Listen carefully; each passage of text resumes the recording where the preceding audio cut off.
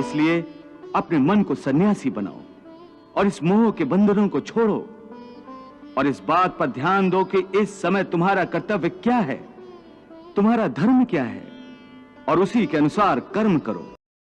तो धर्म को निभाते हुए मनुष्य कर्म तो करेगा ही, और कर्म करेगा तो सन्यास को कैसे निभाएगा? देवी, यदि आप समझती हैं कि सन्यासी होने के बाद कर्म छूट जाता है, तो आपने भगवान श्री कृष्ण के उपदेश को समझा ही नहीं।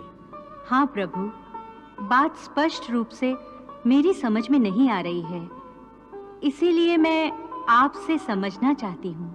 देवी, ऐसा नहीं है जैसा आप समझ रही हैं।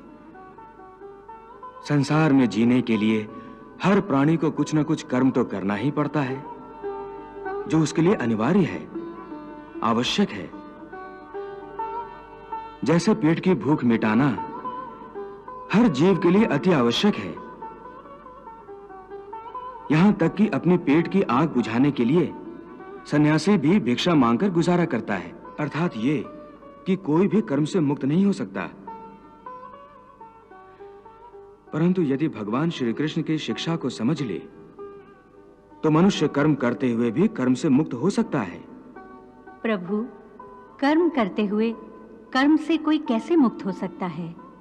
जैसे स्वयं भगवान श्री कृष्ण। हाँ देवी, मानव अवतार में भगवान श्री कृष्ण का जीवन और आचरण समस्त मानव जाति के लिए संसार में रहते हुए सन्यासी होने का एक उत्तम उदाहरण है। उन्होंने संसार में रहते हुए धर्म समझकर कर्म किया, जय पराजय अथवा फल की चिंता कभी नहीं की। इसलिए जब आवश्यक हुआ युद्ध भी किया, कभी हारे कभी जीते, परंतु उनके चेहरे पर वही मुस्कान और उनके हृदय में वही शांति रही। वो चाहते तो विजय श्री की माला हर बार उनके गले में होती। उन्होंने कर्म करते हुए भी लाभ हानि या उसके परिणाम की चिंता कभी नहीं की और अपने कर्तव्य पथ से कभी नहीं हटे। संसारी रिश्ते से कंस उनका मामा था, परंतु धर्म की रक्षा के लिए उन्होंने उसका संहार करने से भी मुंह नहीं मोड़ा।